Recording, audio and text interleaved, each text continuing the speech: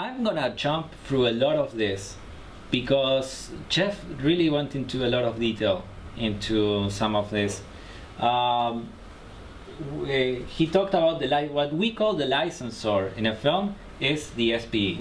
Basically, that's the licensor. The sales agent, we know everything that we need to know about the sales agent, and we know who I am, so we know about the distributor. We talked about the pan-regional distribution versus the local distribution. All rights versus split rights deals. That's something that, you know, maybe it's good to mention, that sometimes there's a film, like could be an action, that it's not gonna hit it to theaters, and we don't do home video distribution. So we would only buy the television rights for it. That's called the split rights. You keep the home video, and you might as well find a distributor for that by yourself. And we are just buying television rights. That's different from buying all rights. I thought that that would be some worthy of mention. Can I ask a question? Yeah. If you buy the TV rights, if you screen the film in 5 years, do I still get the money as a producer? You know what I'm saying? You bought the TV rights. Is it forever or no? Screen? That segues perfectly into the next subject matter, which is term vesting and license period. There is a period. So I buy the rights to your film for 10, 15 years. After that, it goes back to you, and you could sell it in library deals. You could do whatever you want with your film. It goes back to the SPE, the licensor, or whomever the chain of title takes that film to. When you buy the TV rights, is it for a specific channel or for all of them? No, I don't. As a distributor, distributors generally don't buy things for a specific client. They buy things that they can sell to different clients. Okay. Yeah. Generally speaking. The difference between term, vesting, and license period is that the term is from the moment that you sign the agreement to the moment that your rights end. So you are already in the term of an agreement if the movie is in pre-production and you have signed a commitment to it. The vesting is when you get delivery of the film and your rights begin. Now, check this out, because there's cases where you might deliver the film to a distributor, but it hasn't premiered yet, and you want it to go out in the entire world at the same time. And this is very important, because otherwise piracy will have the best of you. But if you release in the entire world on the same general date, then you have minimized the potential for piracy to a huge extent. So basically the rights would vest on the distributor as of this date, or the date that the movie is released in the United States, or a fixed date, or what have you. That's very important. And the license period go from that vesting for 10, 15 years, depending on what's negotiated. Yeah. So that's that. Another thing that I wanted to speak about is the rights, media, and the windows. Windows are basically a window is when a film is exploited in one media before it gets exploited in the next media. For example, it used to be the case, and it's still the case for most films, that it would go first to theaters before you would find it on iTunes. So that's the theatrical window. Then there's a window that you would only find the movie in TV, the television window, and so on. So that's very important. So we have the theatrical, and we spoke about prints and advertisement, even though nowadays they're not prints, they're hard drives with the film file in it. We still call them prints. And it's very important that you bear in mind the competitive outlook. The competitive outlook, because what happens if you have a film that's an independent film that you were lucky enough to put it in theaters, and you schedule the release exactly the day that Star Trek comes out. People are not going to watch your film much because the major studio release is just going to take most of the audience. So you want to take a look at when the major studios are releasing their films and find the pockets of time in between to release your film in a competitive way. That weekend, nothing big is releasing. That's a good weekend for you to put your film. It's something that you should take a look and put into the contracts as well. So that's important. Home video, it's shrinking. People buy less and less DVDs. It's something that is, it's a window that is smaller and smaller every time. It's being replaced by what it's called video on demand, which is the general category that's used for digital rights in general. And I wanted you to have a very clear idea on the different modes of exploitation of digital rights, because there's the transactional video on demand. And what is transactional video on demand? It's when you pay to watch a film on a transaction. So I pay $2.99 to iTunes to be able to watch the film for a period of 24 hours. That's a transaction. It's different from a subscription video on demand, which would be Netflix, which I subscribe to a service and I can watch any film that's within their catalog. And there's also the ad-supported VOD, where I can watch the film for free, but it, you know, there's ads that pop out and, you know, intermissions, and that exists. It's starting to exist. It's really small right now, but it's happening. I don't think that we need to go into the different levels of transactional video on demand. If you ever get into distribution, that's something that you will have to learn. There's a difference between downloading the movie and owning it, as opposed to renting the movie, even if it's, you know, through your computer. Pay-per-view is a right that is also becoming a legacy sort of right. It used to be when you would, you know, yeah, it's still available, where you could go to your cable provider and with your remote control buy a movie. That's pay-per-view. But with the advent of like digital platforms, it's becoming smaller. There's the ancillary rights, and those are rights that you would sell to an airline, to a hotel chain, to cruise ships. Those people also have films that they will, you know, you've been on a commercial airliner and you have watched a movie. That's called ancillary. Those are ancillary rights. It's a source of revenue too.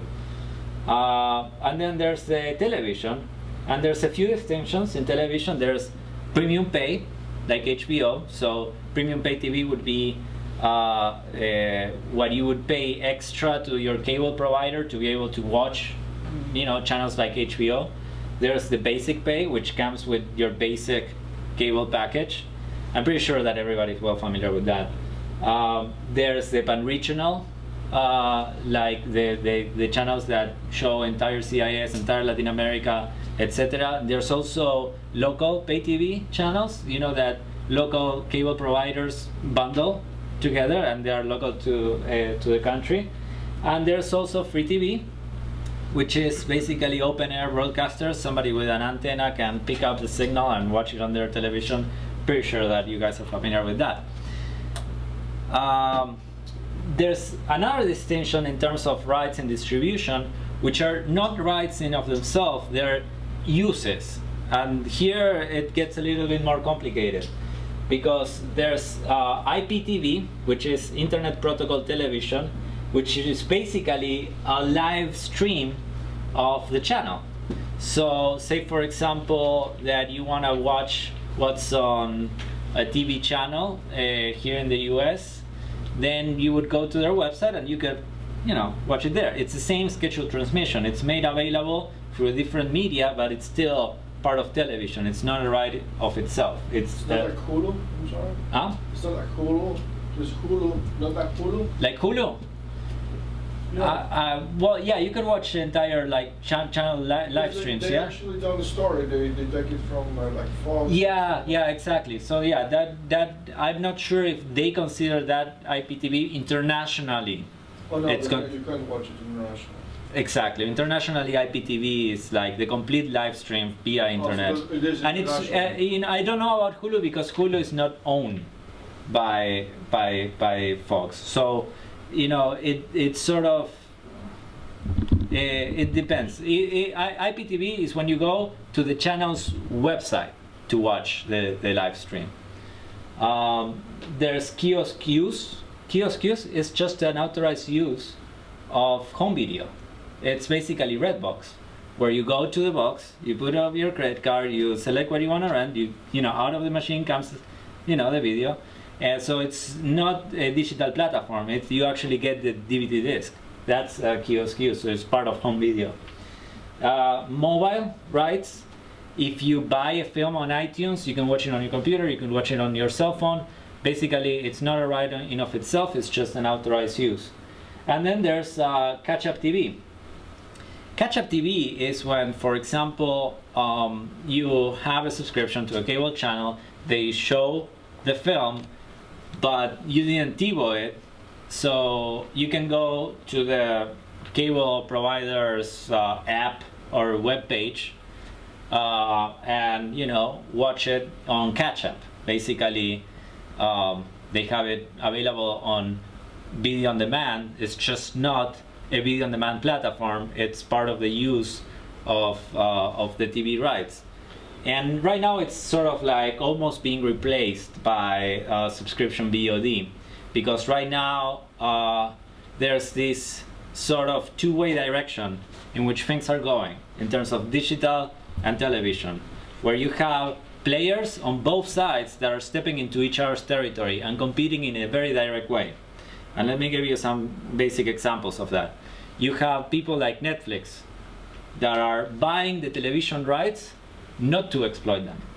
They're buying the window. And on the other side, you have people like HBO and HBO Go, which have a huge user base for their app and for the web page, because they are basically stepping into the, so they have people that are already paying a subscription, and they're putting their films available in a platform that's very similar to the other. So they are, right now, digital as itself, it's also including some paid television rights. So they are like fusing together. At some point, they're gonna be one and the same thing. You know, you're just buying the window. So that's an interesting point. Holdbacks. Basically, the holdbacks are an obligation that's put into a contract. Like I said before, you want your film to be premiere worldwide more or less at the same time, so you give delivery to the distributor and you tell them to hold back until that date. It can go both ways. And by the way, those type of releases are called day and date. Well, worldwide, same day releases, day and date. Day and date is also used for another terminology, which is when it goes into different media at the same time. For example, it goes to theaters, but it's made available for a premium on a digital platform. That's because they're going day and date. So we talked about how digital is changing everything, so we might move forward. Exclusivity. That's also something that is constantly in motion, because very simply, exclusive is when the film is made available only in one media or only in one platform. It's exclusive to that. Nowadays, when the film is made available in transactional VOD, it's made available non-exclusively. You could buy the film in multiple platforms. You could buy it on Google Play, you could buy it on iTunes. There's all these different services that are available to you. That's because the grant is non-exclusive. So it's things that you should, you know, consider. Moving on. What do you mean consider? So non-exclusive, you get more exposure, no? And then well, you get more exposure, but you get less value. Money, yeah, exactly. What's more typical when you make a contract with them? Like, for example, Google Play or yeah, what is it? Yeah, non-exclusive would be more for transactional VOD rights. Unless it's something that they come to me and say, I want this film only on my platform, I don't want you to sell it to anybody else. Then they pay a premium for it. But generally speaking, most of the catalog is put there non-exclusively, even for major studios. So you can sell it to all of them? Yeah, you deliver it to all of them. Yeah. Who's the person who normally determines if it's exclusive or non-exclusive then? The buyer.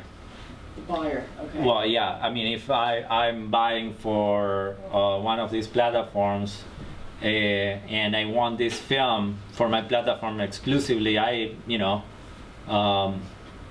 understand that I will have to pay a premium for it. So yeah, it would be the buyer. When the windows come into play, so the first one is the theatrical window. Hopefully your film will see the light of theaters.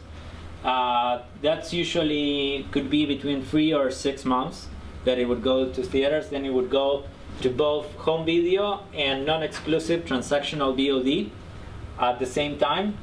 Then it would go to pay-per-view for a short period of time, maybe 1 to 3 months. Then it would go to the premium pay TV. Then it would go to the basic pay TV.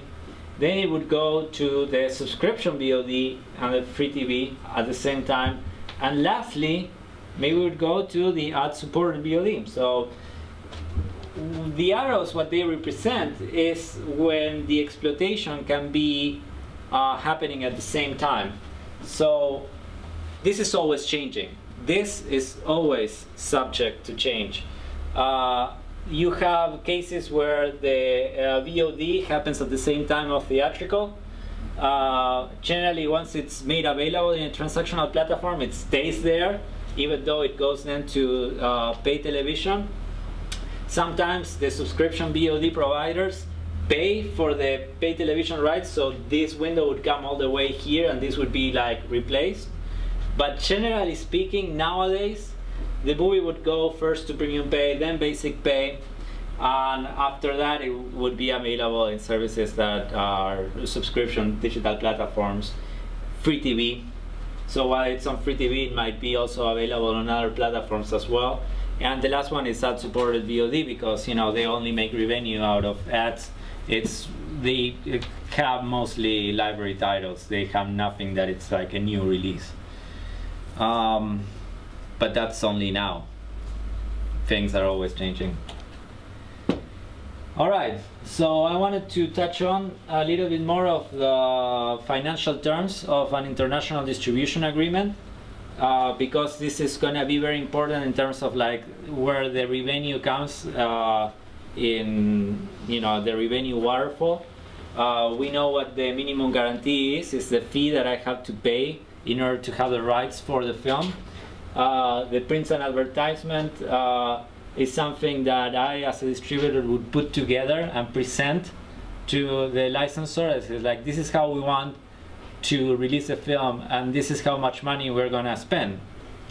So what happens then is that I have a cost of the top arrangement, where the first thing that I'm gonna do with the money that I make exploiting the film is making my money back, is making the minimum guarantee back, is making back the money that I spent in prints and advertisement. And after that, if and only if there are leftovers, there would be like a sharing basis. And third, there's the distribution deal, where maybe for other rights, not the first initial release rights, but the rights that come after, if I have recouped the money that I spent on releasing the film, there's a percentage of that is put aside for the recoupment. Otherwise, there's like a sharing basis. So basically, it goes in that order. In broad terms, it's all about making the money that I advanced and I had to put up front first, and then then the sharing terms come into play. The royalty deal is generally used for home video rights, so it's shrinking now. It's very simple. It's just putting a royalty percentage on whatever the film sells in home video. How many DVD packages have you sold, or how many have you rented? And then for television rights, what's usually done is a flat deal where there's no sharing. You only pay a fee, and you have the television rights for said fee, and you sell those television rights. And very simple. There's no reporting or sharing or any of that.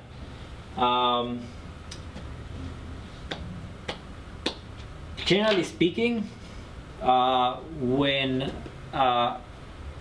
when I sign an agreement, the sales agent is gonna want me to put a deposit for the film, and I'm gonna say no, because until it starts shooting, I don't know that the film is gonna be made. So it's subject of negotiation, but you being on the other side of the table, you would first want to insist on the distributor putting the money up front on the signing. Our company has a little bit more clout, so we have the ability not to accept those terms. But basically, once the film starts shooting, I have to put a deposit. And once the film is finished, I put a larger percentage of the minimum guarantee. What happens is that the first thing that I want to do as a distributor is examine the materials and make sure they're up to specifications. And if they're not, either you fix them or I'll have them fixed from your share of the minimum guarantee. So those three events are basically the ones that are come into play when, you know, the distributor makes a payment, generally to a collection account management. Will you require a completion bond? Yeah, absolutely. I want the completion guarantor to be the one that sends me the notice that the principal photography is going to start. And it comes into play in what's called a notice of assignment, which is basically I've made a deal with the SPE, the licensor, for the rights, and then they found the financing to finish the film on a gap. They had to contract the services of a completion guarantor, and so they assign the rights to the financing entity. So basically the bank that lended the money, the lender, they own the rights as long as they still there's an indebtedness to them. They own the movie. Once they're repaid, it goes back to the SPE.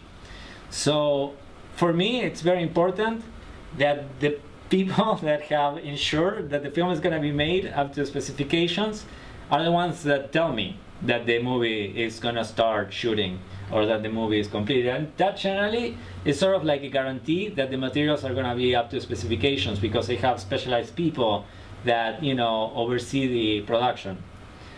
So there are some new completion bond companies that kind of like coming up in the market. Yeah. And Jeff talked a little bit about it.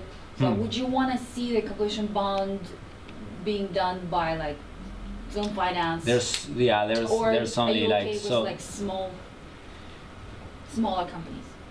It goes beyond whether or not I'm okay with it or not. If it's assigned, it's because the film needs to get financed, and it's also in my best interest that the film gets completed and done.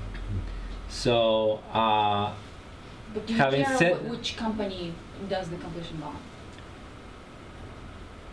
No, I don't know. I don't think so. He probably cares more to the extent of what kind of documents they will sign. Yeah, again, exactly. The legal language of what they're obligated to do versus what they have flexibility not to do. Yeah, exactly. I don't look into the reputation of a completion guarantor. You should, as a licensor, as a producer, you should. Yeah. Can I make two quick comments on that? On the completion bond, if you're the producer or the financier, a lot of times, just as Alejandro is saying, you want the bond company to guarantee delivery not just of the movie to the sales agent, but all the way through to delivery of what might be referred to as a sub-distributor that the sales agent does business with. And the reason is so that you, on the capital side, you have a similar comfort that in fact he's not going to be able to complain that he didn't get the movie to technical specifications, and it's going to trigger his notice of assignment and payment.